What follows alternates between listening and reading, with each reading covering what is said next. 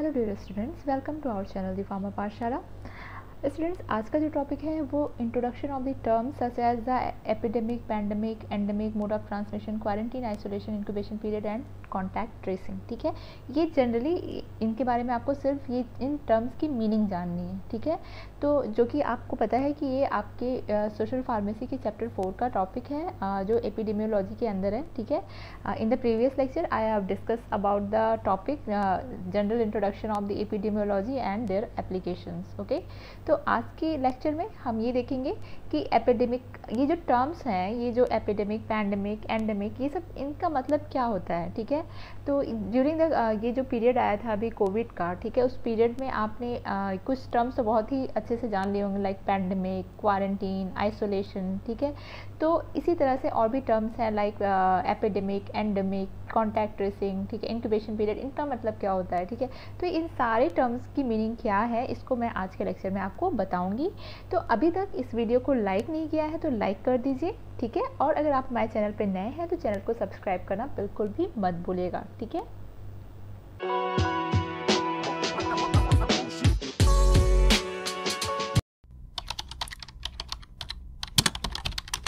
तो स्टूडेंट सबसे पहले जान लेते हैं कि एपिडेमिक क्या होता है। ठीक है, अगर ये टर्म आप कहीं यूज़ कर रहे हैं तो इसका मतलब क्या होता है।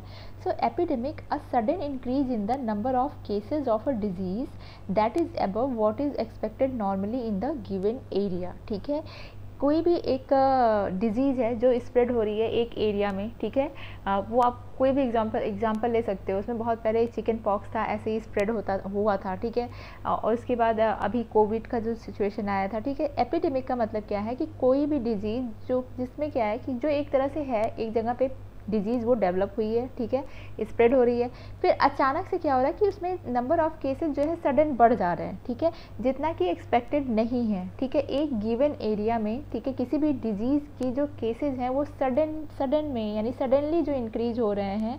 ठीक है, और जितनी कि एक्सपेक्टेड भी नहीं था कि इतनी जल्दी बढ़ जाएंगे। ठीक है, उस केस को हम क्या, मतलब उस सिचुएशन को हम क्या कहते हैं, उस डिजीज़ की, वो एपिडेमिक होती है। ठीक है, मैं दोबारा से रिपीट करती हूँ, एपिडेमिक क्या है। ठीक है, एपिडेमिक का मतलब क्या है कि किसी, जैसे कि आपने यहाँ पे ले लिया, जैसे महाराष्ट्र है। ठीक है, महाराष्ट्र में कोविड बहुत ज़्यादा फैला। ठीक है, तो एपिडेमिक वहाँ पे आप यहाँ पे कह सकते हो कि जब वहाँ पे कोविड आया, ठीक है, सबको पता था कि एक डिजीज़ है, कोविड है। ठीक है, लेकिन अचानक से क्या हुआ कि उसमें नंबर ऑफ़ केसेस जो है बहुत जल्दी बढ़ने लगे एक महाराष्ट्र के अंदर। ठीक है, बहुत ज़्यादा अमाउंट में बढ़ने लगे वहाँ पे केसेस, बहुत ज़्यादा सारे लोग कोविड पॉजिटिव होने लगे।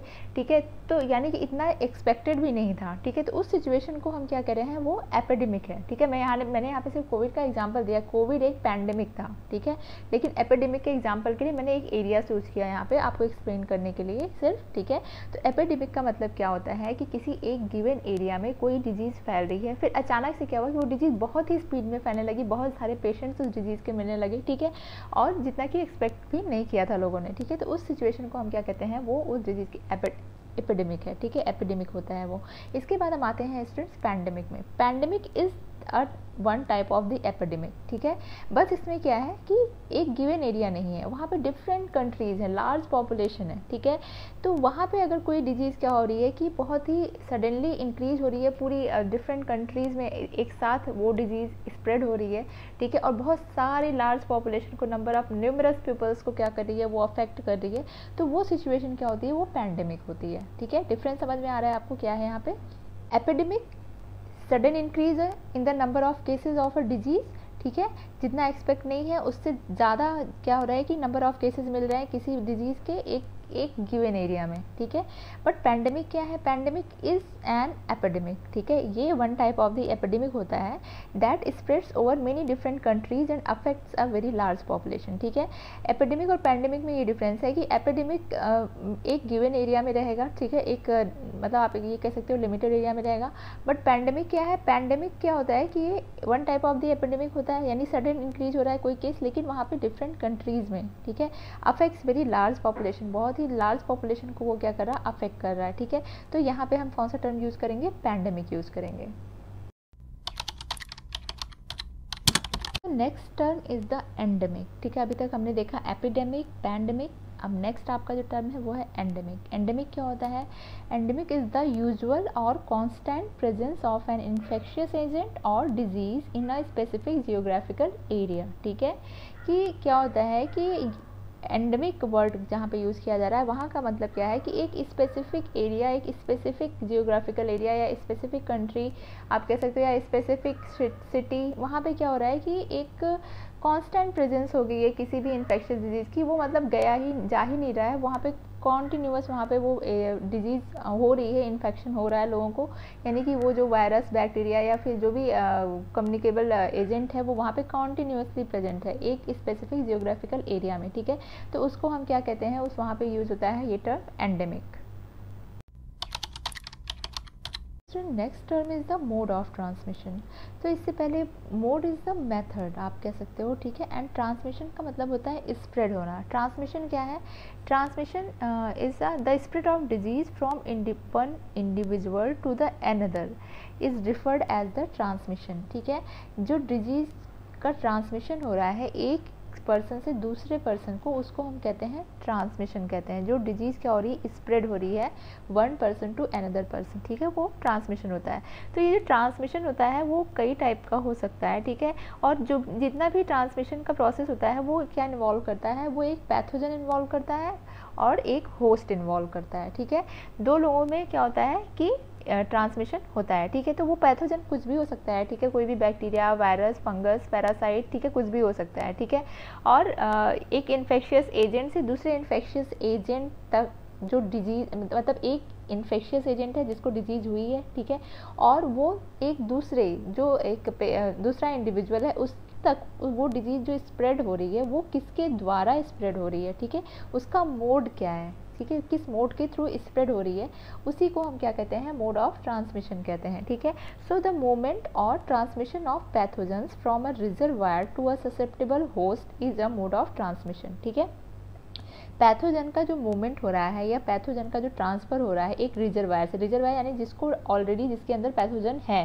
ठीक है, ऑलरेडी वो उस डिजीज से सफ़र कर रहा है, उससे वो ट्रांसफ़र हो रहा है किसी भी ससेप्टेबल होस्ट के अंदर। ठीक है, तो वो किसके थ्रू ट्रांसफ़र हो रहा है, उसी को हम क्या कहते हैं, मोड ऑफ ट्रांसमिशन कहते हैं। ठीक है, स्टूडेंट, ये जो मोड ऑफ ट्रांसमिशन होता है किसी भी पैथोजन का, वो मोड ऑफ ट्रांसमिशन आपका डायरेक्ट भी हो सकता है और इनडायरेक्ट भी हो सकता है। डायरेक्ट का मतलब क्या होता है कि डायरेक्टली कोई कांटेक्ट में आ रहा है, ठीक है, किसी इन्फेक्शियस पर्सन से कोई दूसरा पर्सन जब डायरेक्ट कांटेक्ट में आ रहा है तो वो एक तरह से क्या है कि उसका मोड ऑफ ट्रांसमिशन वहाँ पे हो रहा है। ठीक है, डायरेक्ट कांटेक्ट के थ्रू। दूसरा क्या हो रहा है कि ड्रॉपलेट्स के फॉर्म में हो रहा है। ठीक है, किसी को छींक आ गई, ठीक है, उस ड्रॉपलेट्स को सामने वाले के अंदर वो गया और वो डिजीज़ उसको हो गई। ठीक है, तो एक जो सॉइल है, सॉइल का कॉन्टैक्ट होता है, ठीक है, सॉइल से कांटेक्ट के थ्रू हो गया। ठीक है, ये सब डायरेक्ट है। ठीक है, इन फिंगर्स के थ्रू हो गया। ठीक है, उसने कोई उससे छींक आई, उसने अपने हाथ, नोज को बंद किया हाथ से, फिर उसने कोई सामान टच किया, उस सामान को दूसरे इंसान ने टच कर लिया और फिर वो अपनी बॉडी पे, फेस पे, नोज पे कहीं लेके जा रहा है उसको। तो इस तरह से वो क्या है, मोड है जिसके थ्रू क्या हो रही है कि वो डिजीज़, वो पैथोजन ट्रांसफ़र हो रहा है वन टू अनदर पर्सन। ठीक है, मोड ऑफ ट्रांसमिशन यहाँ पे ये कहला रहा है। डायरेक्ट का मतलब कि डायरेक्टली, इनडायरेक्ट का मतलब क्या होता है कि वाटर के थ्रू ट्रांसफ़र हो रहा है, ठीक है, सॉइल के थ्रू ट्रांसफ़र हो रहा है, ठीक है, व्हीकल के थ्रू ट्रांसफ़र हो रहा है। तो ये सारे क्या, एयर बर्न डिजीज़ है, वेक्टर बर्न डिजीज़ है, फूड के थ्रू ट्रांसफ़र हो रहा है, तो वो इनडायरेक्ट होता है। ठीक है, तो अब मुझे लगता है कि आपको समझ आ गया होगा कि मोड ऑफ ट्रांसमिशन क्या होता है। So next term is the quarantine. A quarantine is a restriction on the movement of people, animal or goods which is intended to prevent the spread of disease. ठीक है, कि quarantine क्या है, एक तरह का, अगर ये टर्म कहीं यूज़ किया जा रहा है, मतलब ये रिस्ट्रिक्शन है किस पे, मूवमेंट पे, किसी की मूवमेंट को क्या करना, रिस्ट्रिक्ट कर देना। ठीक है, कुछ दिनों के लिए किसी को कहीं पे रोक देना। ठीक है, तो उसमें क्या है कि वो पर्सन भी हो सकता है, कोई भी, कोई एनिमल हो सकता है, कोई सामान हो सकता है जिस पे डाउट है कि उस अगर वो कहीं मूव करेगा तो वो डिजीज़ को स्प्रेड करेगा, डिजीज़ को फैलाएगा। ठीक है, तो क्वारंटीन क्या है, क्वारंटीन अगर टर्म कहीं यूज हो रहा है, मतलब क्या है कि ये किसी के भी मूवमेंट को रेस्ट्रिक्ट करता है, बांधता है, किसी एक जगह पे रोक के रखता है, जिससे क्या हो कि, और ऐसा क्यों किया जाता है कि क्योंकि उन्हें क्या लगता है कि अगर ये पर्सन या एनिमल या सामान कहीं और जा रहा है तो वो अपने साथ साथ डिजीज़ भी लेके जा रहा है। ठीक है, तो किसी भी पर्सन के, किसी भी पीपल के, एनिमल के या सामान या गुड्स की मूवमेंट को रेस्ट्रिक्ट कर देना, ठीक है, उसी को हम क्या कहते हैं, क्वारंटीन कहते हैं। तो next term is the isolation, ठीक है। आइसोलेशन ये बहुत ज़्यादा सुना होगा, आइसोलेट करना, किसी को अलग थलग कर देना, अकेले रख देना, ठीक है। तो आइसोलेट, उसको जनरली क्या कहते हैं कि वो बहुत आइसोलेट हो गया, अपने आप को बहुत आइसोलेट करके रखता है। अगर ये टर्म कहीं पे यूज रहा है जनरली, तो मतलब होता है कि उसने अपने आप को अलग थलग कर लिया है, अकेले रहता है, ठीक है, वो आइसोलेटेड हो गया है, ठीक है। बट यहाँ पे हम क्या बात कर रहे हैं, हम इसको सोशल फार्मेसी के अंदर पढ़ रहे हैं, एपिडेमियोलॉजी के अंदर पढ़ रहे हैं, तो इस कहीं ना कहीं ये क्या है, डिजीज से रिलेटेड है, हेल्थ से रिलेटेड है, ठीक है। तो आइसोलेशन क्या है, isolation refers to the precautions that are taken in the hospital to prevent the spread of an infectious agent from an infected person to the susceptible person, ठीक है। आइसोलेशन ये टर्म क्या है, एक तरह से ये प्रिकॉशनरी टर्म है। अगर हम इसको हेल्थ से रिलेटेड देखें तो ये क्या करता है, ये टर्म कब यूज़ किया जाता है कि जब क्या होता है कि हम किसी भी इन्फेक्शियस डिजीज़ को फैलने से, उसको स्प्रेड होने से रोकते हैं, ठीक है, किसी एक इन्फेक्टेड पर्सन से टू दी ससेप्टेबल पर्सन, ठीक है। तो जैसे कि अगर फिर से मैं एग्जांपल लूँगी यहाँ पे कोविड का, कोविड की सिचुएशन में आइसोलेशन किया जाता था, किसका आइसोलेशन किया जाता था स्टूडेंट्स, यहाँ पे जो पर्सन कोविड पॉजिटिव हो जाता था उसको आइसोलेट कर दिया जाता था, आइसोलेट कर दिया जाता था, यानी उसको कहीं अलग थलग रख दिया जाता था, उसको किसी भी पर्सन से कॉन्टैक्ट में नहीं आने दिया जाता था, ठीक है।